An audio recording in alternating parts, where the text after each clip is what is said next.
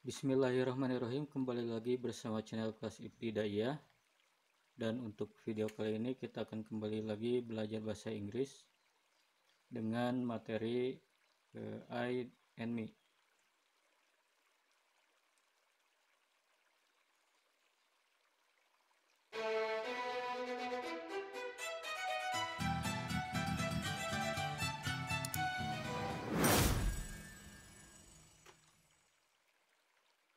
Nah, sebelum mempelajari materi ini, ada baiknya kalian mengetahui dulu tentang posisi subjek, predikat, dan objek dalam suatu kalimat. Subjek seperti yang telah diketahui bahwa subjek itu adalah pelaku dari sebuah tindakan. Kemudian predikat adalah kata kerja yang merupakan tindakan dari pelaku. Dan objek adalah sesuatu yang dikenai tindakan tersebut. Contoh kalimat, Tasya makan nasi. Nah, Tasya posisinya di situ sebagai subjek, yaitu pelaku dari sebuah tindakan. Nah, tindakannya itu adalah makan sebagai predikat atau kata kerja.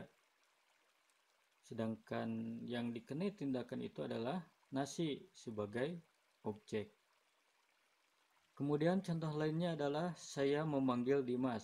Saya sebagai subjek, memanggil adalah predikat, dan Dimas adalah sebagai objek. Kita lanjut ke materi inti, yaitu I and me.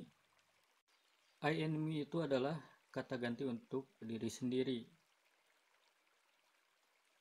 Bedanya adalah kalau I itu digunakan apabila posisinya itu sebagai subjek, sedangkan me itu digunakan apabila posisinya sebagai objek. Sebagai contoh, I called Dimas, saya memanggil Dimas. Contoh yang kedua, Dimas called me, Dimas memanggil saya. Nah, kalau I called Dimas, saya di situ sebagai subjek. Sedangkan pada Dimas called me, itu saya sebagai objek.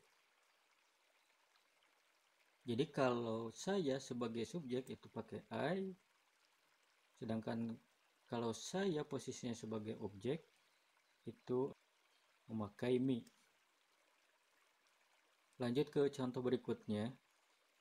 I will go with Ayu. Saya akan pergi bersama Ayu. Ayu will go with me.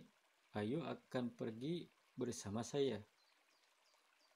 Pada contoh pertama, I will go with Ayu itu saya sebagai subjek, maka memakai I.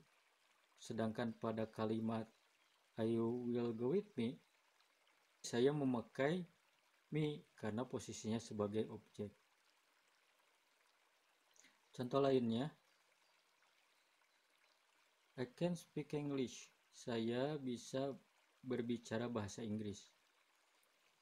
Contoh yang kedua, Zaki gave me the book. Zaki memberi saya sebuah buku.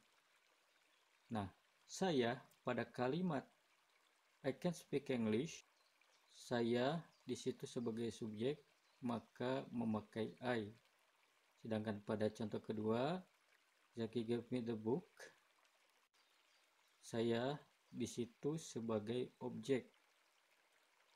Nah, karena saya pada kalimat tersebut adalah posisinya sebagai objek, maka saya disebutkan dengan kata me. Ya.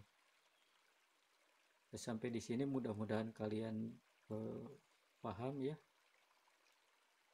Bagaimana cara menempatkan kata saya dalam bahasa Inggris apabila posisinya sebagai subjek, dan menempatkan kata saya dalam bahasa Inggris apabila posisinya sebagai objek. Sekian dulu, kita akan kembali lagi pada pertemuan berikutnya.